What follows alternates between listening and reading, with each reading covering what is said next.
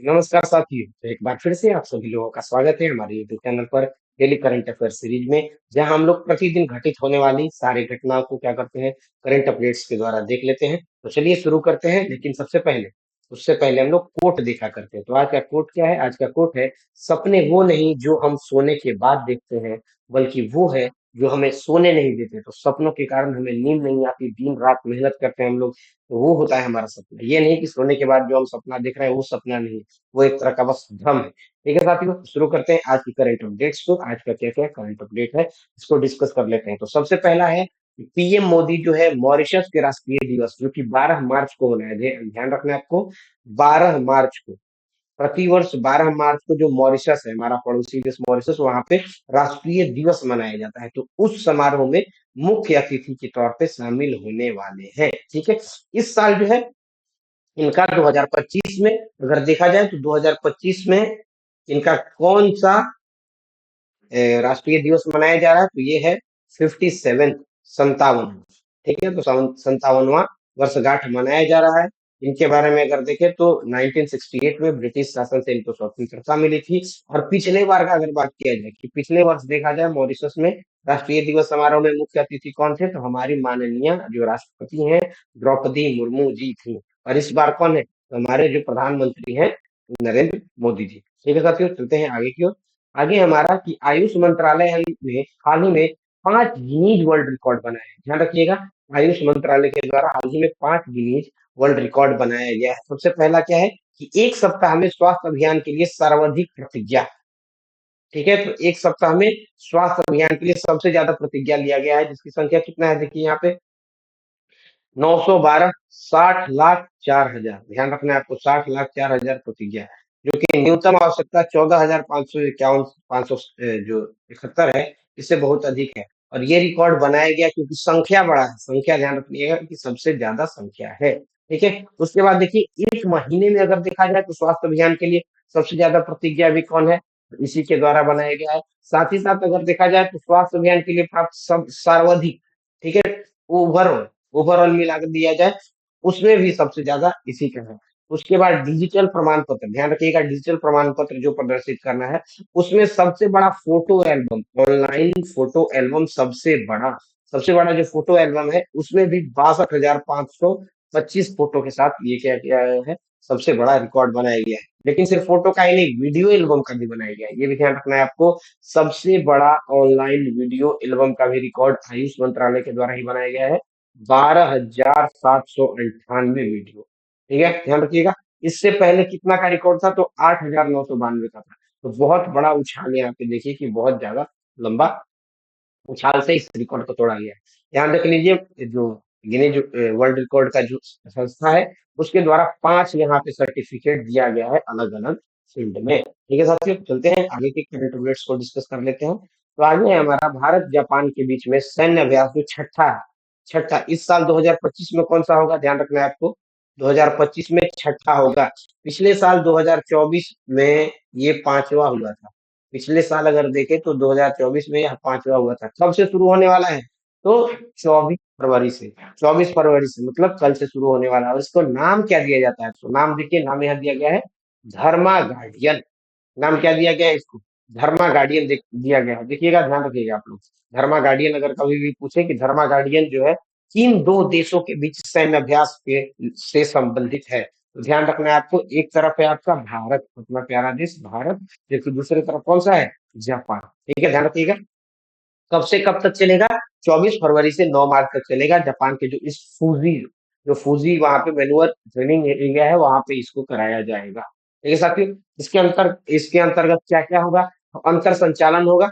ठीक है, जो उसके अंदर में ही दोनों के बीच में संयुक्त शहरी युद्ध होगा। आतंकवाद विरोधी जो अभियान किया जाता है, आतंकवाद देखिए भारत का बहुत बड़ा मुद्दा है। पाकिस्तान को हमेशा आतंकवाद के मुद्दे पे भारत घेरते रहा है, आतंकवाद के कारण भारत को बहुत परेशानी भी होती है, बहुत पीछे की ओर ढकेला गया है। तो आतंकवाद विरोधी जो अभियान है उस पर ध्यान किया जाएगा। और यह देखिए हर साल जो है ऑल्टरनेट, एक साल भारत तो एक साल जापान, इस तरह से ये बारी बारी से होते रहता है। पिछले साल 2024 में जो है कहाँ किया गया था, भारत में किया गया था राजस्थान। देखिए राज्य भी लिखा हुआ राजस्थान, और कौन सा, तो पांचवा, ध्यान रखना है, फिफ्थ। 5वां किया गया था पिछले साल, इस बार जो होना है ये 6ठा होना है, धर्मा गार्ड में। ठीक है, चलते हैं आगे। अगला सवाल है, हाल ही में बंदर अब्बास कहाँ पे है साथियों? ईरान में। ध्यान रखना है, बंदर अब्बास कहाँ है? ईरान। ठीक है, तो इसमें फर्स्ट ट्रेनिंग स्क्वाड्रन जो है, फर्स्ट एफटीएस, इसमें कौन सा हिस्सा ले रहा है? भारत का जहाज कौन सा ले रहा है? ठीक है, भारत का जो नौसेना है उसका कौन सा जहाज ले रहा है, इसके बारे में आपको बताना है। तो विकल्प आपके पास है यहाँ पे, आईएनएस विक्रांत, आईएनएस कोरा, विश्वास, इसका जोड़ी, ये तीन का जोड़ी, या फिर आईएनएस तीर शार्दुल और वीरा की जोड़ी, या फिर आईएनएस करंज पुलिस और सारंग की जोड़ी, या फिर आईएस आईएनएस कोची चेन्नई और आईसीजीएस यहाँ बंसी है इसका। तो ये देखना है आपको कि इसमें से कौन सा सही जवाब है। यहाँ पे देखिए तीन लगा हुआ है ये। ठीक है, एएनआई का रिपोर्ट है, यहाँ पे सोर्स है पीआईबी, जो प्रेस है इंडिया का, उसके द्वारा इसको लागू किया गया है। यहाँ देखिए ये भारत के हैं और ये यहाँ पे आते हैं, तो दोनों तरफ से यहाँ पे क्या होगा, संयुक्त यहाँ पे ट्रेनिंग होगा। ठीक है, ट्रेनिंग के लिए यही पे है, तो इसमें सही जवाब क्या है? आईएनएस तीर शार्दुल और वीरा, बी इसका देखना है सही जवाब है। ठीक है, यहाँ पे देख लीजिए किस लिए किया गया है, तो इसका उद्देश्य क्या है? भारतीय नौसेना और ईरानी नौसेना के बीच जो समुद्र में सहयोग है और बढ़ावा मिलेगा उससे, समुद्र में दोनों एक दूसरे से कोऑर्डिनेट होकर चलेगा। ईरान के बॉर्डर पे अगर कुछ होता है तो भारत मदद करेगा। ठीक है, भारत के ईरान मदद करेगा, अगर मान लीजिए कि भारत के बॉर्डर पे कुछ हुआ तो भारत मदद कर देगा। तो इस तरह से दोनों के बीच में मदद मदद का पूरा ये सिस्टम चलेगा। ठीक है, और देख लेते हैं और इसके बारे में क्या खासियत है। तो यहाँ पे इसमें पेशेवर आदान प्रदान और समुद्री साझेदारी जो अभ्यास किया जाता है, मैरीटाइम पार्टनरशिप एक्सरसाइज, ये एमपीएक्स एमपीएक्स देखिएगा बहुत बार पूछा जाता है, एमपीएक्स। ठीक है, तो एमपीएक्स भी इसमें कराया जाएगा। साथ ही साथ इसमें जो समुद्र के लिए है सुरक्षा और विकास, भारत के दृष्टिकोण के प्रति प्रतिबद्धता को दिखाता है। भारत पता है ही हिंद महासागर का अकेला यहाँ प्रहरी है, गार्ड है। पूरे हिंद महासागर में अगर कुछ भी हलचल होता है तो उस पे भारत की नजर बनी हुई रहती है, चाहे यहाँ सोमालिया के डाकू हो या फिर यहाँ हूतीज हो। ठीक है, कोई भी डिस्टर्ब करता है भारत तुरंत अपना जहाज लेके पहुंचता है, कहता है कि चलो डिस्टर्ब करना बंद करो, अब हो गया तुम लोग का, हम लोग जैसे कि आ गए तुरंत तुम लोग का काम क्या होना चाहिए, खत्म होना चाहिए। ठीक है, और इससे क्या होगा, भारत का जो फारस की खाड़ी है उसमें चल रहा जो भी नौसेना का कूटनीति है, प्रशिक्षण है, उसमें सहयोग होगा, भारत का पार्टिसिपेशन बढ़ेगा। पूरे वर्ल्ड ऑर्डर में देखा जाए तो पूरी दुनिया में भारत का एक राइज होगा। जब राइज करिएगा तभी तो विश्व गुरु बन पाइएगा, विश्व शक्ति बन पाइएगा। मेरे साथियों, तो ये भी बहुत जरूरी है। चलते हैं आगे, आगे का सवाल देख लेते हैं। हाल ही में किस मंत्रालय ने राज्यों केंद्र शासित प्रदेशों को जल के कुशल पुनः उपयोग, ध्यान रखना है, जल का कुशल पुनः उपयोग, रिसाइकलिंग को बढ़ावा देने के लिए जल ही अमृत कार्यक्रम शुरू किया है। बताना है कि जल ही अमृत कार्यक्रम अभी शुरू किया गया है, किस मंत्रालय के द्वारा? जल शक्ति मंत्रालय, आवास और शहरी कार्य मंत्रालय, या फिर शहरी विकास मंत्रालय, या फिर आपका है जल पर्यावरण वन और जलवायु परिवर्तन मंत्रालय। तो किसके द्वारा किया गया है? तो ध्यान रखना है आप लोग को, आवास और शहरी कार्य मंत्रालय के द्वारा यह व्यवस्था, यह जो है कार्यक्रम शुरू किया गया है। नाम क्या है इसका? जल ही अमृत। इसमें होगा क्या? रिसाइकलिंग होगा, रिसाइकलिंग होगा और वो भी बहुत ही बेहतर तरीके से होगा, कुशल तरीके से होगा। ठीक है, यहाँ पे देखिए अटल कायाकल्प और शहरी परिवर्तन मिशन जो है 2.0, उसी मिशन के तहत हर एक राज्य और केंद्र शासित प्रदेश में जल का जो है रिसाइकलिंग है उसको बढ़ाना है, और इसके लिए यह जो है कार्यक्रम शुरू किया गया है, जल ही अमृत। ठीक है साथियों, यहाँ पे देख सकते हैं जल ही जीवन है, जल ही अमृत, ये कार्यक्रम पूरा का पूरा शुरू किया गया है। चलते हैं अगले सवाल की ओर। तो अगला सवाल है हमारा, देख लीजिए जरा। हाँ, अगला एक अपडेट है, ये बहुत ही इंपॉर्टेंट है, ध्यान रखिएगा आप लोग। उत्तराखंड में जो है अवैध सौदा है उस पे अंकुश लगाने के लिए भूमि सुधार विधेयक लाया गया है। ये किस लिए लाया गया है ये समझिए जरा, इस तस्वीर को देखिए। इस तस्वीर को आपको देख के लग रहा होगा कि एक कोई सूट बूट वाला आदमी है, सूट बूट पहने हुए है, और यहाँ गरीब किसान खेत में था लेकिन इसने आया और इसके खेत को पकड़ के खींच रहा है, मतलब अपनी ओर ले रहा है। इसका मतलब क्या है? भू माफिया गतिविधि जो है, जो गरीब किसान है उनके जमीनों को हड़पना, उनको बहुत कम कीमत दे करके ले लेना, या उनके हर एक जीव, अब क्या होगा मान लीजिए जो जमीन है, एक गरीब किसान है उसके पास मान लीजिए एक टुकड़ा जमीन है इतना, अगर यही भूमाफिया खरीद लेगा तो भूमाफिया तो उस समय कुछ समय के लिए इसको धनराशि दे देगा, लेकिन जब वो धनराशि खत्म हो गया तो फिर यह गरीब किसान क्या कर पाए? इस तरह का जो भूमि का लेन देन है उसको विनियमित करने के लिए और भूमाफिया गतिविधि को रोकने के लिए एक जो है संशोधन पारित किया गया है, कहाँ पे? उत्तराखंड में। देखिए, आवासीय भूमि खरीद जो 250 वर्ग मीटर तक है, उसके लिए हलफनामा जो है वो देना बहुत ही ज़रूरी है। झूठी घोषणा के कारण सरकार जो है भूमि पर कब्ज़ा कर लेती है। ऐसा बहुत सारा झूठी घोषणा भी होता है। आप लोग को पता होगा, अगर आप लोग ज़मीन का कारोबार से जुड़े हुए होंगे या उसके बारे में जानकारी रखते होंगे तो, ठीक है?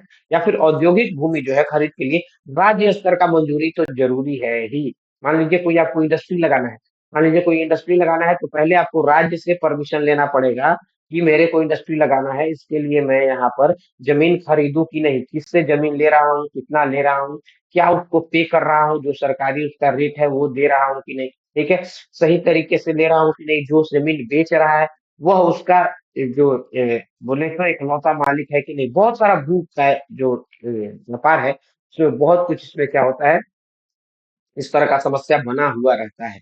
इसी को टैकल करने के लिए जो उत्तराखंड है, उत्तराखंड के यहाँ पे देख लीजिए ये सीएम है पुष्कर सिंह धामी। धामी ध्यान रखना है, धामी नाम लिख देता हूँ, पूरा ही नाम लिख देता हूँ, पुष्कर सिंह धामी, ठीक है?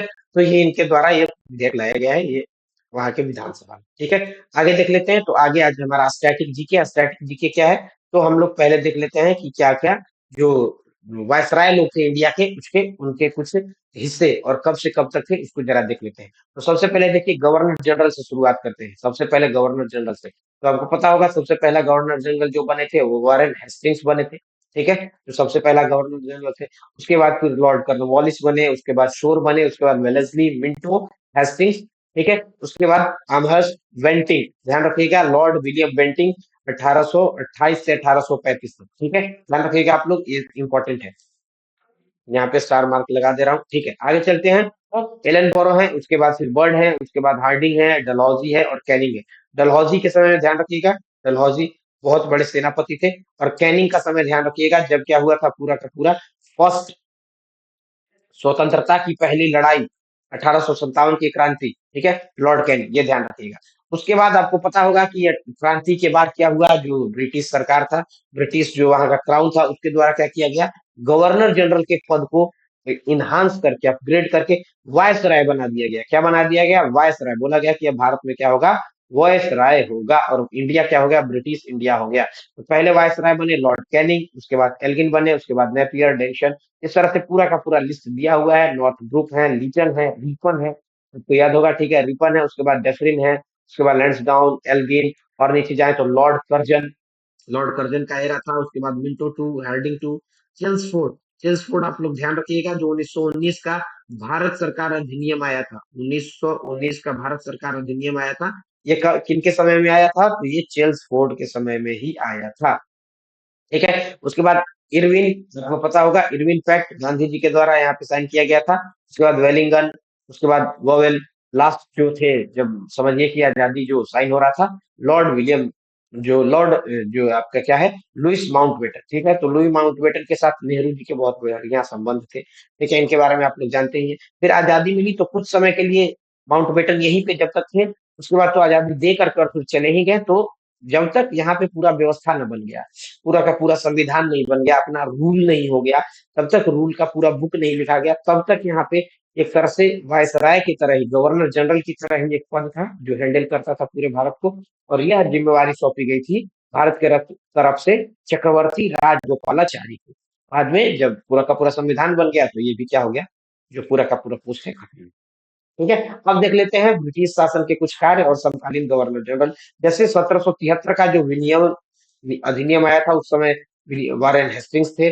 पिट्स इंडिया अधिनियम जो 1784 में आया था, उस समय लॉर्ड वारेन हेस्टिंग्स जी थे। उसके बाद 1833 का जो चार्टर अधिनियम आया था, बहुत ही फेमस है। इस समय कौन थे? विलियम बेंटिंग, तो बताया था मैंने, विलियम बेंटिंग, ध्यान रखिएगा। 53 का जो चार्टर अधिनियम आया, उस समय थे लॉर्ड डलहौजी, डलहौजी भी ध्यान रखिएगा, आपको बताया था। उसके बाद 1858 लॉर्ड कैनिंग, ये भारत सरकार अधिनियम ही आ गया था। और लॉर्ड कैनिंग के समय ही क्या हुआ था, स्वतंत्रता का पहला जो लड़ाई है, जो पहली जो हम लोगों ने स्वतंत्रता की क्रांति की थी, विरोध किया था, वो भी हुआ था, ठीक है? इसके बाद अगर देखा जाए तो 61 का भारतीय परिषद अधिनियम लॉर्ड कैनिंग के समय ही आया। भारतीय परिषद अधिनियम 1892 का जो है, ये लैंसडाउन के समय में आया। और 1909 का जो एक तरह से देखा जाए तो जो भारतीय परिषद अधिनियम आया है, ये आया है मिंटो, लेकिन मिंटो ये पहले वाले नहीं है, ध्यान रखना है आपको। लॉर्ड मिंटो ये पहले वाले नहीं है, पहले वाले लॉर्ड मिंटो अगर देखा जाए, यहीं पे मैं लिख देता हूँ फर्स्ट। तो फर्स्ट अगर लॉर्ड मिंटो देखा जाए तो ये 1807 से लेकर के 1813 तक थे, ठीक है। तो ये सेकंड मिंटो है। 1909 में जो मिंटो है, ये मिंटो सेकेंड है, ये ध्यान रखना है आपको, ठीक है। 1919 का जो भारत सरकार अधिनियम आया चिल्सफोर्ड, चिल्सफोर्ड आपको बता चुका हूँ। अच्छा, 1935 का जो भारत सरकार अधिनियम आया है वो है विलिंगडन, ठीक है। ये 1935 का ही जो भारत सरकार अधिनियम है, इसके बहुत सारा नियम कानून को हम लोग संविधान में भी क्या किए, अधिग्रहण किए हैं, ये तो आपको पता होगा ही। ठीक है, चलते हैं आगे, आगे देख लेते हैं कुछ। तो आगे अब हम लोग देखते हैं सिंधु घाटी सभ्यता। सिंधु घाटी सभ्यता के बहुत सारे प्रमुख स्थल हैं, नदी है, कौन कौन उनका खोज ये है, खुद करता है, इनके बारे में देख लेते हैं। तो सबसे पहले मोहनजोदड़ो, आरडी जो बनर्जी है, ये खुदाई करता थे। सिंधु नदी का पूरा जो मुहाना है उसी पे है ये। हड़प्पा रावी नदी के मुहाना पे है। दयाराम साहिनी यहाँ पे खुदाई करता थे, खोज करता थे, यही सबसे पहले इन्होंने देखा था। कालीबंगन, ये भी देखिए बहुत कुछ इसमें बर्बाद हो चुका, क्यों? क्योंकि इसके अंदर बहुत सारी ईंटें थी, आपको पता होगा सिंधु घाटी सभ्यता में पकी हुई ईंटों का इस्तेमाल होता था। तो वहाँ के लोकल आदमी लोग जो थे वो सारा का सारा ईंट निकाल के अपना घर बना लिए, या अपने घर में दूसरे तरह का कंस्ट्रक्शन का काम कर लिए। तो बहुत कुछ तो उसी में बर्बाद हो गया। तो जो भी हम लोग को सिंधु घाटी सभ्यता के अवशेष मिले हैं, वो पूरी तरह से नहीं मिल पाए, क्योंकि ऊपर का जो हिस्सा था बहुत सारा आदमी कबाड़ कबाड़ के उसको यूज कर लेता था, उखाड़ के यूज कर लिया। ठीक है, तो इस कारण थोड़ा क्षरण भी हो चुका है। कालीबंगा देखा जाए, कालीबंगा घग्गर नदी जो है, अमलानंद घोष है। उसके बाद लोथल, भोगवा नदी, ठीक है, एस आर राव। उसके बाद चुन्नूदार, चुन्नूदार आपको पता होगा सिंधु नदी के किनारे के, एनजी मजूमदार के द्वारा। धौलावीरा, लूनी नदी जो राजस्थान की थी, अब तो सब हो गई, इकलौती नदी है राजस्थान की, ये जेपी जोशी है। उसके बाद अमरी, सिंधु नदी के मुहाने पे ही है, ये भी मजूमदार के द्वारा ही खोजा गया है। बनावली देखे तो सरस्वती नदी जो कि आरबी, ठीक है, तो आरएस बिष्ट के द्वारा। यहाँ पे देख लीजिए, अगर पूरा का पूरा ढांचा देख लो हम लोग, तो यहाँ पे सिंधु घाटी सभ्यता का जो विस्तार है, उत्तर में कहाँ तक है, मांडा तक, मांडा चिनाव नदी जो है वहां तक। जबकि दक्षिण में देखे तो भगत राव जो कि ताप्ती नदी है, ताप्ती नदी जो है पूरा का पूरा यहाँ पे भगत राव तक, ये देखिए भगत राव, तो यहाँ तक ये ताप्ती नदी इस साइड आती है, तो यहाँ तक फैला हुआ था। सोचिए कि बहुत ही बड़ा क्षेत्र था। अगर यहाँ पे उत्तर में देखा जाए तो उत्तर में यहाँ मांडा तक फैला हुआ था, ठीक है, जो कि यहाँ से चिनाव नदी आ रही है। चिनाव नदी यहाँ पे अगर आप देख पाए, यहाँ पूरा का पूरा फिगर में तो दिख जाएगा। अगर पश्चिम में देखें तो पश्चिम में यह दाशक नदी, यहाँ ये देखिए सबसे इसका पश्चिमी छोर है, क्या नाम है उसका, सूत कांगड़ोर, यहाँ पे दाशक नदी जो है वहां तक फैला हुआ है।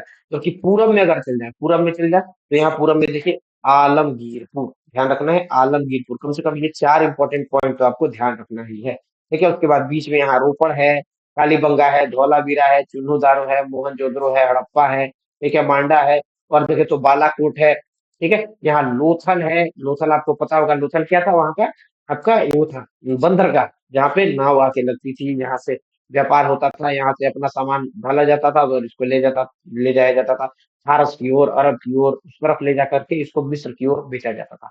ठीक है, तो ये हमने स्टैटिक जीके भी आज का देख लिया है, करंट अपडेट्स भी देख लिया है। ठीक है, इसी तरह का कंटेंट और भी हम लोग लाते रहेंगे।